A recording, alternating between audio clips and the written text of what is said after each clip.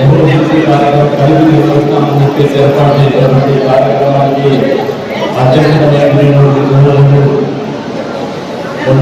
ప్రసాద్ గారికి, అదేవిధంగా వేదికటువంటి వివిధ హోదాల్లో ఆశించినటువంటి తెలుగుదేశం పార్టీ నాయకులకి, కుటుంబ సభ్యులకి, విచ్చేసినటువంటి తెలుగుదేశం పార్టీ కుటుంబ సభ్యులకి నమస్కారాలు తెలుపుతూ, అదేవిధంగా అభినందనలు తెలుపుతున్నారు. మొదటిగా ఈ కార్యక్రమం ఆత్మీయ సమ్మేళనం గురించి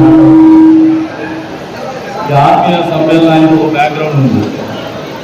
మా ఊళ్ళో మన దీపంలో కొంతమంది సావాసాలు చేస్తారు.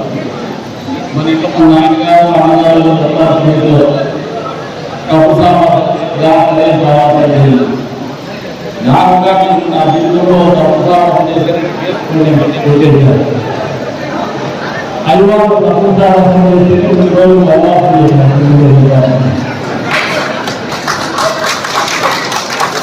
అంతేగాని ఆ రోజుల్లో పార్టీని కోపంతోనో, లేదంటే పదవి లేదనో, లేదంటే అధికారం లేదనో, లేదంటే ప్రసాదం దూరంగా పోవాలనో లేదు. అన్ని సమాధానాలు అన్ని రకాలుగా రాజకీయంగా అండదండగా ఉన్నటువంటి తెలుగుదేశం పార్టీ కుటుంబ సభ్యుల్ని వదిలేసి వెళ్ళిపోవడమని ఆలోచిస్తున్నాయి. ఇదిగా సామాజిక ప్రసిద్ధిగా మనందరూ గమనించాలని చెప్పేసి మీరు అందరూ ఈ వేదిక అంతేకాకుండా ఎవరు మీరు ఒకసారి చూస్తే కొంతమంది నాయకులు కాలంలో అయ్యారిపోయినప్పటికీ కూడా ఈ వేదిక మీద ఉన్నాను, వేదిక కింద ఉన్నాను, మొత్తం జగన్తో అత్యంతమైనటువంటి నమ్మకంతో, విశ్వాసంతో పార్టీ జెండా కింద పడకుండా అనిమిత్తంగా మా ఇంటే కట్టినటువంటి ప్రతి ఒక్కరికి కూడా విషయాల్లో పెట్టుకుని చూసుకుంటామని చెప్పేసి కూడా ఈ వేదిక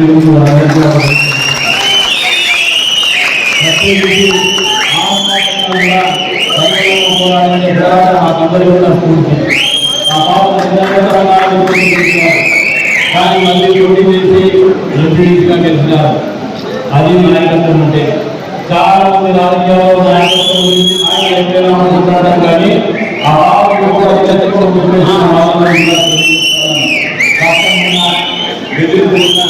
సవాళ్ళున్నా, ఇబ్బందులున్నా, మనం నమ్మినటువంటి సిద్ధాంతానికి మనం చేసేటువంటి పోరాటం కానీ ఎప్పుడు వదిలేదని చెప్పేది జీవితం నాయకత్వం మాట్లాడాలి. ఈరోజు జగన్మోహన్ రెడ్డి అత్యద్భుతమైనటువంటి నాయకుడు ప్రదర్శిస్తానన్నాడు. ఈరోజు 3 సార్లు వేసిన 6 గంటలు పోలంటే 4 గంటలు లేట్ అవుతాను. టీవీ పెడతానే బ్రహ్మాండమైన స్పీడ్ ఇస్తాను. నేనే కన్నాను కూడా చూస్తానా, కన్నాను కూడా మాట్లాడతానన్నాడు.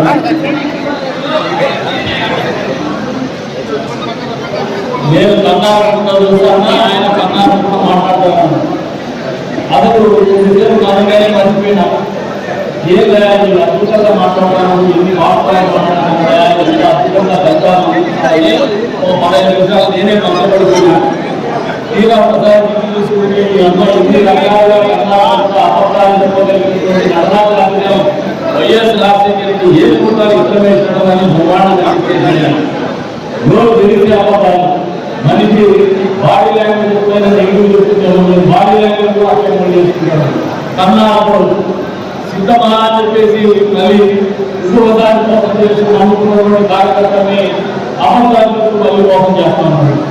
పెన్షన్ రూపాయలు చెప్తాడు, బడ్జెట్ పెట్టిన కార్యక్రమాల గురించి చెప్తాడు, సంక్షేమం గురించి చెప్తాడు, దొబ్బేసిందే మందు డబ్బుల గురించి చెప్పడు, దొబ్బేసిందే ఇసుక డబ్బుల గురించి చెప్పడు,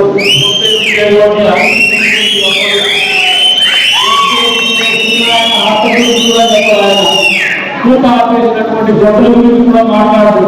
కేవలం మళ్ళీ సొంత పార్టీ కార్యకర్తలని బాగుమారిగా తాతయ్యల వాళ్ళ ఆలోచించుకొని అబద్ధాలు చెప్తూ ఈ రోజు కూడా వైఎస్ఆర్టువంటి కార్యకర్తలను మళ్ళీ మోసం చేసేటువంటి కార్యక్రమం నిరంతరం కొనసాగుతూనే ఉన్నాడు. అందులో ఇంకా సోదరుడితో ఒక్కగా చెప్పినారు. మొన్నటికి ఒక మీటింగ్ జరిగితే చూస్తున్నారు, ప్రమాణం చేస్తున్నారు. ఆయన ఆత్మస్థైర్యం దెబ్బతింది అనే ఆలోచన అక్కడి నుంచే మొదలవుతుందని కూడా మీరు అందరూ గమనించుకోండి. ఒక మనిషి దెబ్బతింటాడో అబద్ధాలు ఎక్కడ మొదలు పెడతాడు, మోసాలు ఎక్కడ మొదలు పెడతాడు, సొంత మనుషులకు కూడా మోసాలు చేయడం, అబద్ధాలు ఎక్కడ మభ్య పెట్టడం మొదలు పెడతాడు. అదే రకంగానే ఈరోజు వైఎస్ఆర్సీపీ పార్టీ కార్యకర్తలు కూడా మభ్య పెట్టేటువంటి కార్యక్రమంలోనే ఆయన ఇంతమంది చూసుకుని బ్రహ్మాండంగా మనకు కలుగుతుంది. మన పార్టీకి బ్రహ్మాండంగా మళ్ళీ ఈరోజు దేవుడిని కూడా మభ్య పెట్టేటువంటి కార్యక్రమాన్ని వాళ్ళ నిర్వహించుకుంటూ పోతారు. కానీ మండలం లేదు వైఎస్ఆర్సీపీ పార్టీలో నేను మన కైవల మండలంలో ప్రచారం చేసుకుని వస్తా ఉంటే పొద్దున్నే విచారించిన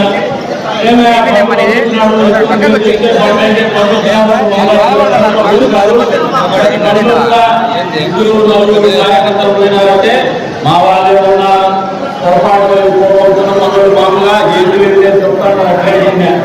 సాయంత్రం ప్రచార కార్యక్రమం పూర్తి చేసుకొని ఇంటికి పోయేటువంటి లేకపోతా అంటే వరుసగా 15 జీపులు ఏదైతే ఆ సభకు పోయినాయో ఆ సభ నుంచి ఎగరకొచ్చేటువంటి జీపులు ఎన్నుకోవడం జరిగింది.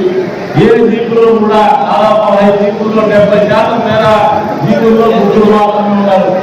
మనం 30% మేర జీపుల్లో 4 ఉన్నారు. మా వారు ఉదయం చెప్పింది ఏదైతే వాస్తవమే. అంటే సొంత పార్టీ కార్యకర్తల్ని సొంత పార్టీ మనుషులే ఆయన మోసం చేసి ఎన్నికలు నిర్వహించుకోవాలని ఆలోచించడం చూసుకోవచ్చని చెప్పేసి మీరందరూ గ్రహించుకోమంటాను. ఆ మీటింగ్ నిర్వహించుకొని పాపం ఈ మధ్యకాలంలో మోసపోయేసి తప్పిపోయినటువంటి గొడవలు దారి ఎత్తుకునేటువంటి టైంలో మళ్ళీ మన దగ్గరికి వస్తుంటే బదలడానికి తప్పుపడ్డారు. మామూలుగా యెహోవా వారు ఆయన మామూలు చేసుకుని ఆ ముందరలో కూడా దారి ఎత్తుకొని మన దగ్గరికి వస్తే ఈ మీటింగ్ చూపించేసి చూసివా మా రావులు, చూసివా మా ప్రజలు, చూసివా అని చెప్పేసి ఒక భార్య ఎమ్మెల్యే ఆయన పాపం ఆయన ఎక్కడికి పోయినా ఎందుకు ఎప్పుడు ఎమ్మెల్యే ఎప్పుడు వెళ్తున్నాడో అప్పుడు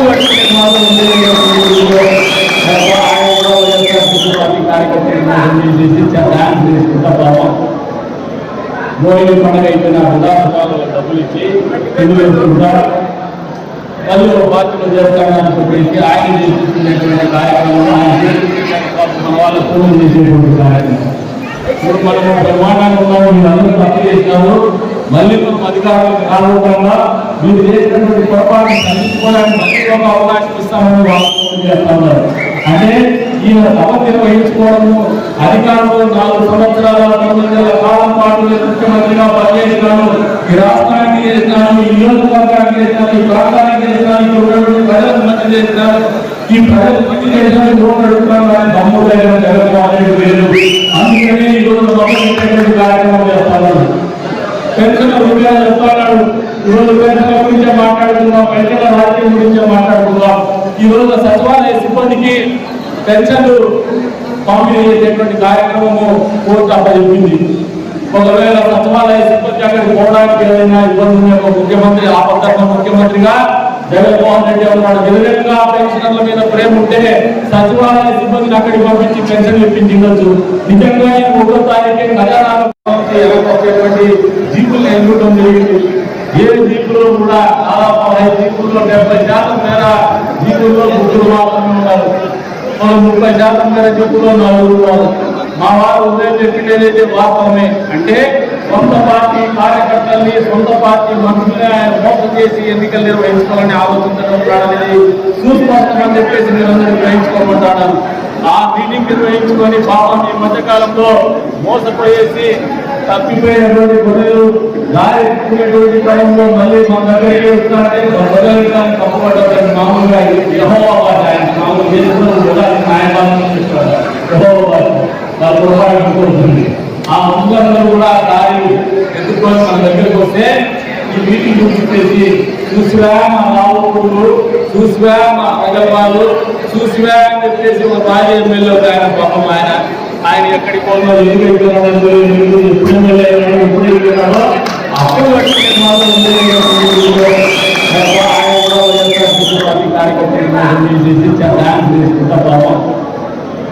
మోయిని పండుగ అయిపోయిన వృధాలు డబ్బులు ఇచ్చి తెలుగు వేసుకుంటారు.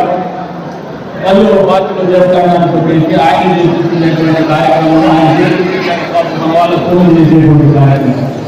ఇప్పుడు మనము బ్రహ్మాండంగా ఉన్నాము, మీరు అందరూ తప్పు చేసినారు, మళ్ళీ మనం అధికారులకు కారణంగా మీరు చేసినటువంటి పొరపాటును తగ్గించుకోవడానికి మళ్ళీ ఒక అవకాశం ఇస్తామని వాళ్ళు చేస్తా ఉన్నారు. అంటే ఈయన సభ నిర్వహించుకోవడము, అధికారంలో 4 సంవత్సరాల 9 నెలల కాలం పాటు ముఖ్యమంత్రిగా పనిచేసినాను, ఈ రాష్ట్రానికి చేసినాను, ఈ నియోజకవర్గానికి చేసినాను, ఈ ప్రాంతానికి చేసినాను, ఇక్కడ ఉన్నటువంటి ప్రజలకు మంచి చేసినాను, ఈ ప్రజలకు మంచి చేసినట్టు ఓట్లు అడుగుతున్నాను కానీ దమ్ము దగ్గర జగన్మోహన్ రెడ్డి లేదు. అందుకనే ఈరోజు గవర్నమెంట్ కార్యక్రమం చేస్తాను. పెన్షన్ రూపాయలు చెప్తున్నాడు, ఈరోజు పెన్షన్ల గురించే మాట్లాడుతున్నాం, పెన్షన్ల రాజకీయం గురించే మాట్లాడుతున్నాం. ఈరోజు సచివాలయ సిబ్బందికి పెన్షన్లు పంపిణీ చేసేటువంటి కార్యక్రమము కోర్టు అప్పచెప్పింది. ఒకవేళ సచివాలయ సిబ్బంది అక్కడికి పోవడానికి ఏదైనా ఇబ్బంది ఉన్న ముఖ్యమంత్రి, ఆ పద్ధతి ముఖ్యమంత్రిగా జగన్మోహన్ రెడ్డి ఉన్నాడు. నిజంగా పెన్షనర్ల మీద ప్రేమ ఉంటే సచివాలయ సిబ్బందిని అక్కడికి పంపించి పెన్షన్లు ఇప్పించవచ్చు. నిజంగా 1వ తారీఖు ఖజానాలో డబ్బులుంటే, పెన్షన్ ఇచ్చేటువంటి డబ్బులుంటే పెన్షనర్ దగ్గరికి డబ్బులు పంపించేసి ఇవ్వచ్చు. ఇవన్నీ చేయలేదు. నిజంగా అటువంటి ఆలోచన కాకుండా ఇంకా ఏదైనా ఇబ్బంది ఉంటే బస్సులు సిద్ధం చేసుకున్నాడు. ఆర్టీసీ బస్సులు ఆయన సొంత డబ్బులతో ఎంగేజ్ చేసి పెన్షనర్ల మీద ప్రేమ ఉంటే డబ్బులు పంపిణీ చేసేటువంటి కార్యక్రమం కూడా నిర్వహించవచ్చు. ఇవన్నీ రాజకీయం చేస్తున్నాడు తెలుగుదేశం పార్టీలో చేశారు. ఎన్నికలు నిర్వహించుకునేటప్పుడు ఎన్నికల నియమావళినే ప్రతి ఒక్కరు రాజ్యాంగంలో డాక్టర్ బిఆర్ అంబేద్కర్ గారు సంబంధించినటువంటి సూత్రాలను అందరూ ఆలోచించి జగన్మోహన్ రెడ్డి నడుపుతారని చెప్పేసి సందర్భంగా గుర్తు చేస్తున్నాం. ఈరోజున పెన్షనర్ కూడా ఆలోచన చేసుకోండి. నిజంగా జగన్మోహన్ రెడ్డికి చిత్తశుద్ధి ఉంటే బస్సుల్ని సిద్ధం సర్వం కావడం, వేల బస్సుల్ని ఆయన హైవే చేసుకొని జనాలు కూడా ఈ నియోజకవర్గంలో ఒక బస్సుని ఒక్కొక్క కేటాయించి నిజంగా ఆయన ఖజానాలో డబ్బులుండి, ప్రభుత్వం దగ్గర డబ్బులుండి పంపిణీ చేయడానికి గ్యాస్ బుక్కర్ ఆయన దగ్గర ఉంటే ఒక రోజులో 100, 150 బస్సులు పెట్టి అందరూ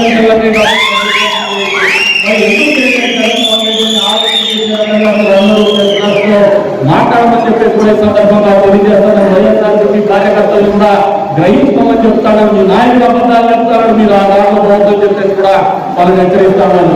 ప్రజాబాహుల్యంలో, ప్రజా జీవితంలో ఉన్నటువంటి వ్యక్తులు అబద్ధాలు చెబితే వాళ్ళ అభివృద్ధి కోల్పోతారు, వాళ్ళ అస్తిత్వం కోల్పోతారు, భవిష్యత్తు కోల్పోతారు అనేది వాస్తవం అని చెప్పేసి వైఎస్ఆర్సీపీ పార్టీ నాయకులకు, కార్యకర్తలు ఈ వేదిక గురించి చెప్తా ఉన్నాను. అబద్ధాలు కూడా మానేయండి, ప్రజలు మోసం చేయడం మానేసేయండి. ఈ రోజున సిద్ధంగా చెప్తాను ప్రధాన కూతురుపట్టులో ముఖ్యమంత్రి గారు చంద్రబాబు నాయుడు గారు రైతులు రుణమాఫీ పేరు మీద 1 రూపాయలైనా రుణమాఫీ చేసినాడు ఆయన హయాంలో చెప్పేసి ఇక్కడ సన్నకారు, చిన్నకారు రైతులున్నారు చాలా మంది. 50,000 రుణం మాఫైనటువంటి రైతులు ఎంతమంది ఉన్నారో తెలియదండి.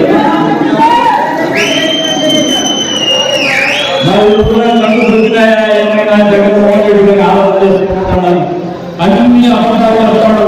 చంద్రబాబు నాయుడు గారి హయాంలో ఎప్పుడైనా ఒక పెన్షన్ 1వ తారీఖు పెన్షన్ తీసుకోకపోతే మళ్ళీ 2వ నెలలో కూడా 2 నెలల పెన్షన్ కల్పించేటువంటి కార్యక్రమం ఉంది. 2 నెలలు తీసుకోకపోతే 2 నెలలది ప్లస్ 3వ నెలది కల్పించేటువంటి కార్యక్రమం ఉంది. పెన్షన్ ఎక్కడైనా కూడా కోర్టు నుంచి ఉండింది, ఎక్కడైనా కూడా డబ్బులు ఇచ్చినటువంటి కార్యక్రమం ఉంది.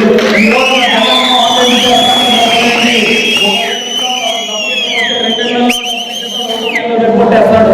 పెన్షన్ మీద నిజంగా ప్రేమ ఉంటే జగన్మోహన్ రెడ్డి కార్యక్రమం చేస్తామని ఆలోచన చేసుకుంటాను. అంటే మోసం తప్ప ప్రజలు మోసం చేసి ఆయన అవినీతిగా డబ్బు సంపాదించడం తప్పితే ఇంకొక కార్యక్రమం జగన్మోహన్ రెడ్డి చేయడం లేదని వాస్తవాన్ని అందరూ గ్రహించుకోమంటాను. ఈ రోజున జగన్మోహన్ రెడ్డి వాళ్ళ అభ్యర్థులు ఉన్నా మీరు ఒకసారి గమనించుకుంటే ఆలోచన చేయమంట. అదే కూతురుపట్టులో నియోజకవర్గంలో వేసి సిద్ధంలో అభ్యర్థులు అందరినీ అర్థం చేసుకుంటూ వస్తున్నారు. కుప్పం క్యాండిడేట్ పిలిచినాడు. కుప్పం క్యాండిడేట్ పిలిచి చంద్రమౌళి గారు ఏదో పేరు చెప్తారు,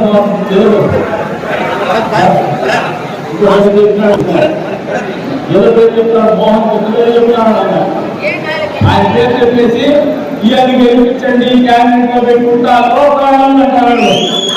ఆ లోకం సమాజంగా అంటాడు. ప్రజలు వచ్చి దీనికి పంచాయతీ చేసేకి మామిడి పెట్టుకోవడానికి జగన్మోహన్ రెడ్డి ఇక్కడ మాట్లాడే సమాధానం చేసుకోవడం అంటే కూటమి మాట రాష్ట్రాన్ని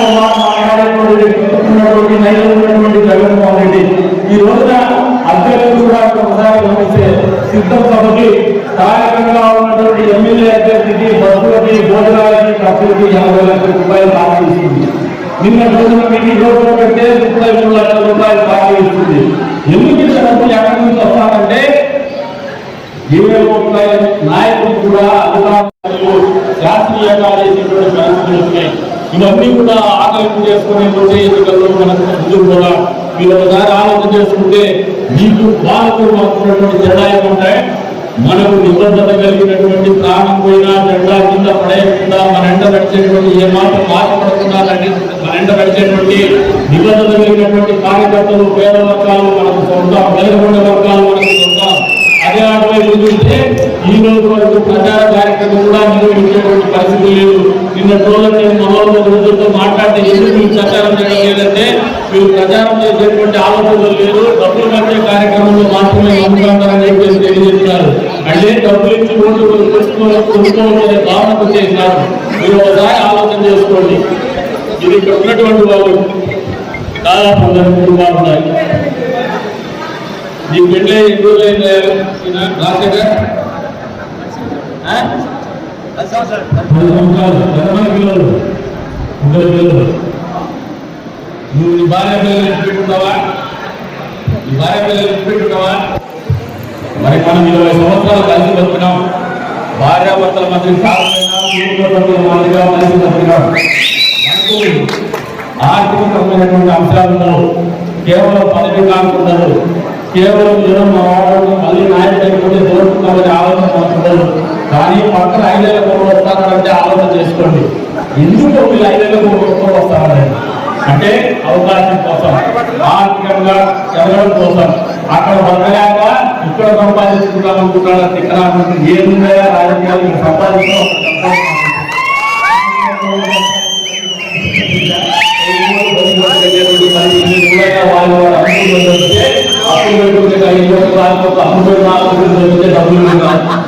అంటే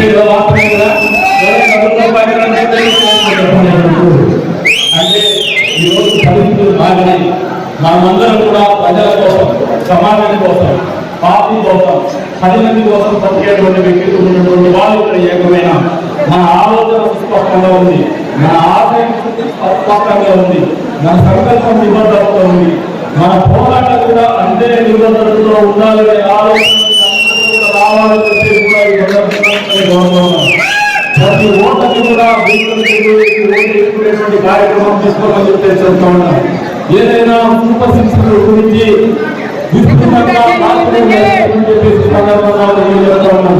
మహిళలకు మోసపోయినారు, ఉద్యోగస్తులు మోసపోయినారు, టీచర్లు మోసపోయినారు, పౌర నిర్మాణ కార్మికులు మోసపోయినారు, మందు షాపులు నిర్వహించేటువంటి మధ్య వ్యాపారులు కూడా మోసపోయినారు. ఇన్ని రంగాలుగా అన్ని రంగాలను మోసం చేసి ఒక్కడే సంపాదించుకోవాలని ఆలోచన ఉన్నటువంటి ముఖ్యమంత్రి కానీ ప్రభుత్వం కానీ చరిత్రలో ఎప్పుడూ లేదు, ముందు రావాలని కూడా వాస్తవని మీరందరూ గ్రహించుకోమంటున్నాను. ఈరోజు అన్ని వర్గాల వారికి ఆదాయం కలుగుతుందల్లా, మన రాష్ట్రానికి ఒక రాజధాని ఉండాలా, మన రాష్ట్రానికి పోరాటం కావాలా, ఉద్యోగస్తులకు సీపీఎస్ రద్దు కావాలా, పెన్షన్లకు 1వ తారీఖు మోసం చేయకుండా అబద్ధాలు చెప్పకుండా ఇంటి దగ్గర పెన్షన్ చేసేటువంటి ప్రక్రియ నిరంతరం కొనసాగాలా. పెన్షన్ అనేది చంద్రబాబు నాయుడు గారు ఒకసారి 200 రూపాయల పెన్షన్ ని 1000 రూపాయలు చేశారు, 1000 రూపాయల పెన్షన్ 2000 చేసినటువంటి ఘనత తెలుగుదేశం పార్టీకి. 2000 రూపాయల పెన్షన్ 3 సార్లు 6 సార్లు 5 ఏళ్లలో 3000 చేసినటువంటి ఘనత జగన్మోహన్ రెడ్డి. ఈ వాస్తవాన్ని ప్రజల్లో తెలిసిందండి. మీరు ప్రజల జీవితాల పట్ల, పేదవాళ్ళ జీవితాల పట్ల ఎంత నిబంధనలో చంద్రబాబు నాయుడు గారు ముఖ్యమంత్రిగా పనిచేస్తారో తెలియజేసుకుంటున్నారు. అంతే స్థాయిలో ఈ ప్రాంతంలో నది జలాన్ని తీసుకురావడం అనేది ఒక కళ. స్వర్గీయ నందమూరి తారక రామారావు గారు రాయలసీమ ప్రాంతం ఎదుర్కొన్నటువంటి రాయలసీమ ప్రాంతానికి గ్రామీణ భూమ్యాకర్షణ శక్తి మీద నీరు ప్రవహించేటువంటి పరిస్థితులు లేవు. ఎడారి భూమిగా మారుతున్నటువంటి ఈ ప్రాంతాన్ని ఏ రకంగా పరిరక్షించుకోవాలనే ఆలోచనతోనే ఆ రోజు మంత్రి నివాసుల సంబంధించి రూపకల్పన చేస్తే దాన్ని దాదాపు 20% మీద ఆశతో తీసుకురాగలిగినటువంటి సత్తా కానీ నిబంధన కానీ ఉన్నటువంటి ముఖ్యమంత్రి ఏమైనా ఉన్నారంటే అది చంద్రబాబు నాయుడు గారు వచ్చేసింది కాదు. మనం అన్ని పట్టణంలో ఉన్నటువంటి బాధ్యత ఉత్తరాలను అర్పించాలనే ఆలోచనతో ఆ రోజు చంద్రబాబు రిజర్వాయర్ నుంచి నీటి కేటాయింపు చేస్తే దాన్ని 4 సంవత్సరాల నెలలైనా కూడా ఆచరణలోకి తీసుకురాలేకపోయినటువంటి దత్తమ్మ ముఖ్యమంత్రి, దత్తమ్మ ప్రభుత్వము వైఎస్ఆర్సీపీ ప్రభుత్వము జగన్మోహన్ రెడ్డి మరి ఈ రోజు అన్ని రకాలుగా మన ప్రాంతాన్ని అన్యాయం చేస్తున్నాడు. ఈ రోజు ఒకసారి గమనిస్తే మీకు చెరువుల్లోకి గాఢపేట మండలంలో నీళ్లు వచ్చాయా?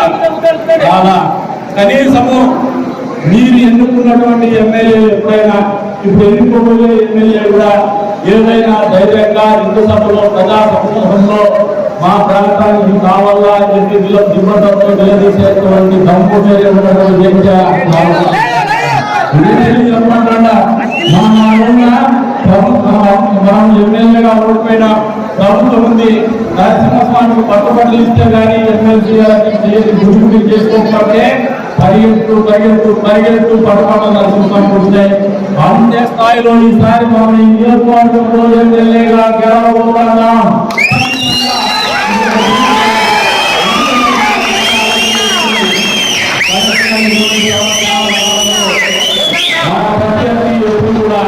నేను మనల్ని నాకు ఇవ్వడం నేను ఈ ప్రాంతాన్ని అభివృద్ధి చేస్తా, ఈ నియోజకవర్గాన్ని అభివృద్ధి చేస్తా, నీకు మంచి చేస్తా అనే ఆలోచనతో ఎప్పుడు కూడా మాట్లాడలే.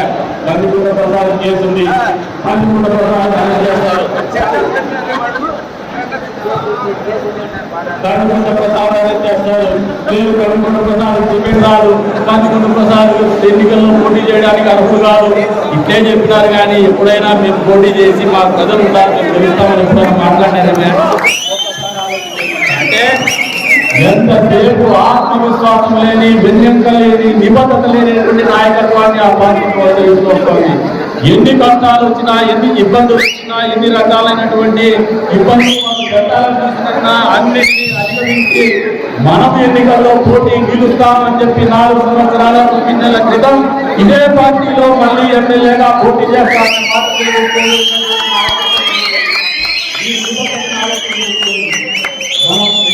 ఆలోచన చేసుకోండి.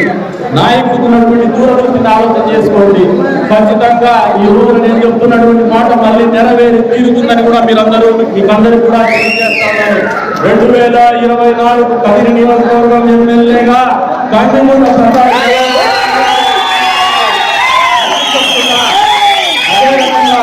మీరు ఒకసారి ఆలోచన చేసుకోండి. ఏ మాత్రం కూడా ఆపోజిట్ ఉన్నటువంటి అభ్యర్థి కానీ, ఆపోజిట్ అభ్యర్థి బలపరిచినటువంటి వ్యక్తులు కానీ ఆత్మవిశ్వాసంతో లేరు.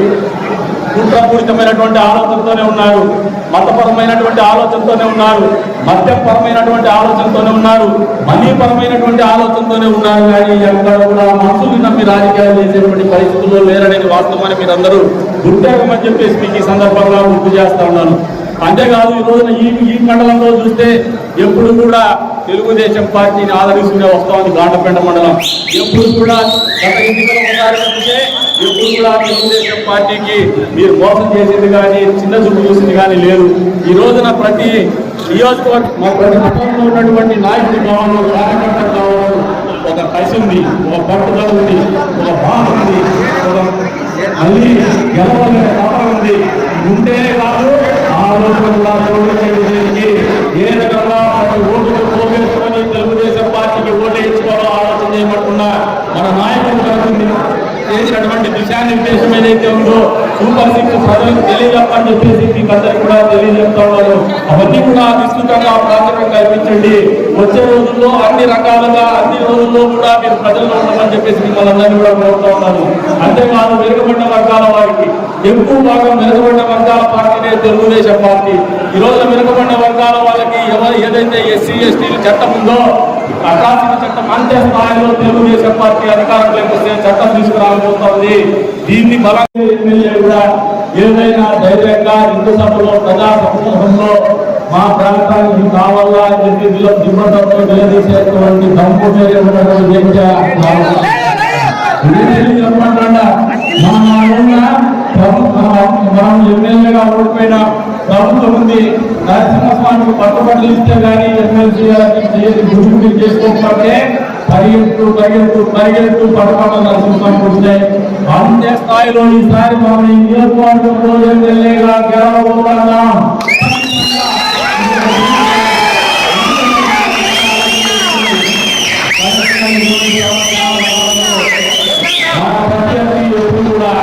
నేను మనల్ని నాకు ఇవ్వడం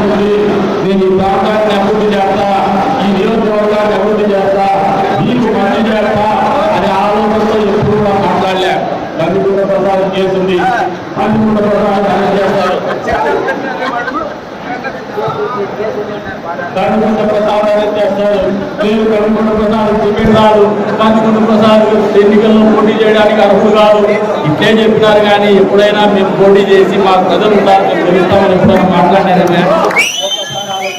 అంటే ఎంతసేపు ఆత్మవిశ్వాసం లేని, వెన్నెంక లేని, నిబద్ధత లేనటువంటి నాయకత్వాన్ని ఆ పార్టీ తీసుకొస్తుంది. ఎన్ని కష్టాలు వచ్చినా, ఎన్ని ఇబ్బందులు వచ్చినా, ఎన్ని రకాలైనటువంటి ఇబ్బందులు పెట్టాలన్నా అన్నింటినీ అధిగమించి మనం ఎన్నికల్లో పోటీ గెలుస్తామని చెప్పి 4 సంవత్సరాల 9 నెలల క్రితం ఇదే పార్టీలో మళ్ళీ ఎమ్మెల్యేగా పోటీ చేస్తామని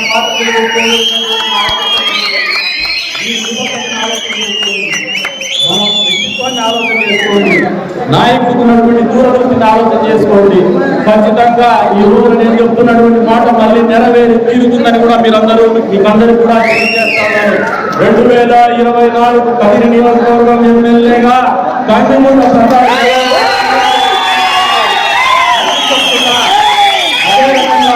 మీరు ఒకసారి ఆలోచన చేసుకోండి. ఏ మాత్రం కూడా ఆపోజిట్ ఉన్నటువంటి అభ్యర్థి కానీ, ఆపోజిట్ అభ్యర్థి బలపరిచినటువంటి వ్యక్తులు కానీ ఆత్మవిశ్వాసంతో లేరు. కుట్రపూరితమైనటువంటి ఆలోచనతోనే ఉన్నారు, మతపరమైనటువంటి ఆలోచనతోనే ఉన్నారు, మద్యపరమైనటువంటి ఆలోచనతోనే ఉన్నారు, మనీపరమైనటువంటి ఆలోచనతోనే ఉన్నారు. కానీ ఎక్కడ కూడా మనసుని నమ్మి రాజకీయాలు చేసేటువంటి పరిస్థితుల్లో లేరనేది వాస్తవాన్ని మీరందరూ గుర్తెరగమని చెప్పేసి మీకు ఈ సందర్భంగా గుర్తు చేస్తా ఉన్నాను. అంతేకాదు ఈ రోజున ఈ మండలంలో చూస్తే ఎప్పుడు కూడా తెలుగుదేశం పార్టీని ఆదరిస్తూనే వస్తా ఉంది. గాండపేట మండలం ఎప్పుడు కూడా గత ఎన్నికల ఒకసారి ఎప్పుడు కూడా తెలుగుదేశం పార్టీకి మీరు మోసం చేసింది కానీ, చిన్న చూపు చూసింది కానీ లేదు. ఈ రోజున ప్రతి నియోజకవర్గం, ప్రతి మండలంలో ఉన్నటువంటి నాయకుడి కావాలి, కార్యకర్తలు కావాలి, ఒక కసి ఉంది, ఒక పట్టుదల ఉంది, ఒక బాధ ఉంది, ఒక మళ్ళీ గెలవలనే తపన ఉంది. ఉంటేనే కాదు ఆలోచన కూడా తెలుగుదేశానికి ఏ రకంగా ఓటుకు పోగేసుకొని తెలుగుదేశం పార్టీకి ఓటు వేయించుకోవాలో ఆలోచన చేయబడుతున్నా మన నాయకులు చేసినటువంటి దిశానిర్దేశం ఏదైతే ఉందో సూపర్ 6 ప్రజలకు తెలియజెప్పని చెప్పేసి మీకు అందరికీ కూడా తెలియజెప్తా ఉన్నారు. అవన్నీ కూడా విస్తృతంగా ప్రాచుర్యం కల్పించండి. వచ్చే రోజుల్లో అన్ని రకాలుగా అన్ని రోజుల్లో కూడా మీరు ప్రజల్లో ఉండమని చెప్పేసి మిమ్మల్ని అందరినీ కూడా కోరుతా ఉన్నారు. అంతేకాదు వెనుకబడిన వర్గాల వారికి ఎక్కువ భాగం వెనుకబడిన వర్గాల పార్టీనే తెలుగుదేశం పార్టీ. ఈ రోజు వెనుకబడిన వర్గాల వాళ్ళకి ఏదైతే ఎస్సీ ఎస్టీల చట్టం ఉందో అకాసిన చట్టం అంతే స్థాయిలో తెలుగుదేశం పార్టీ అధికారంలోకి వస్తే చట్టం తీసుకురాబోతోంది. దీన్ని బలంగా మీరు బీసీల్లో తీసుకోమని చెప్పేసి కూడా ఈ సందర్భంగా ఈ వేదిక మీద నుంచి మీకు ఈ సందర్భంగా విన్నవిస్తూ ఉన్నారు. అంతేకాకుండా ఎస్టీల్లో ఎందుకన్నా తెలియదు గడిచిన ఎన్నికల్లో 1 సైడ్ గా వైఎస్ఆర్సీపీ పార్టీ ఓటేసినారు. పెద్ద తాండాలు వస్తే, మిగతా తాండాలు, మొబైల్ తాండాలు వస్తే ఈ రోజున ఎస్టీ సోదరులకు అందరికీ విన్నవిస్తూ ఉంటా. శ్రీరాములకు ప్రత్యేకించి చెప్తాడా, నువ్వు పెద్దోని మాకు మా కుటుంబంలో పెద్ద నువ్వు, ఈ తెలుగుదేశం పార్టీ కుటుంబంలో పెద్ద దిక్కు నువ్వు ఈ మండలంలో అన్ని ఎస్టీ తాండాలు మీరు పోండి.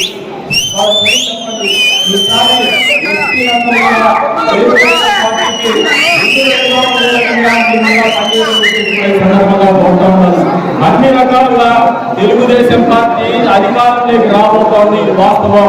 మన పరిస్థితి కూడా ఒకసారి ఆలోచన చేసుకోండి, ప్రజలకు తెలియజెప్పండి. ఈ నియోజకవర్గంలో 2009లో పునర్విభజన చేసినారు. వాస్తవమా కాదా? ముదుగుప్ప మండలం పోయింది, నల్లదెరువు తరగల మండలం వచ్చింది. ఆ రోజు తెలుగుదేశం పార్టీ ఎమ్మెల్యే అభ్యర్థి ఎవరు? ఆ రోజు తెలుగుదేశం పార్టీ ఎమ్మెల్యే అభ్యర్థి ఎవరు? మీకే చెప్తాండి, నేనే కదా కదా ఆ రోజు ఎమ్మెల్యే అయినాం కదా. మళ్ళీ 2014లో ఎమ్మెల్యే అభ్యర్థి ఎవరు తెలుగుదేశం పార్టీకి? ఆ పక్కన ఎవరున్నారు? పోయినాడు.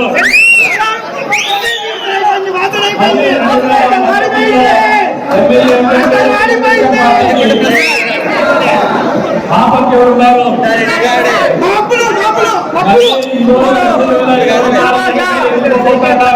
తెలుగుదేశం పార్టీ అభ్యర్థి ఎవరు? వాళ్ళకి ఏదైనా బాగా ఉన్నాయి, వెళ్ళిపోయినాయా లేదా? అభ్యర్థి ఎవరు? అది ఆ డబ్బులే ఇప్పుడు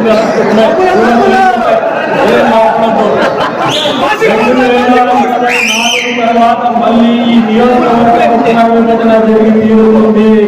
2026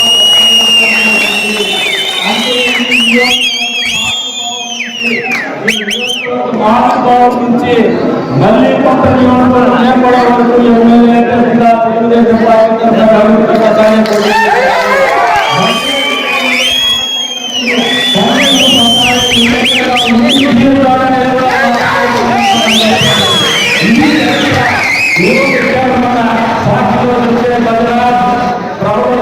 మరీ భజన అని చెప్పేసి ఆ భజన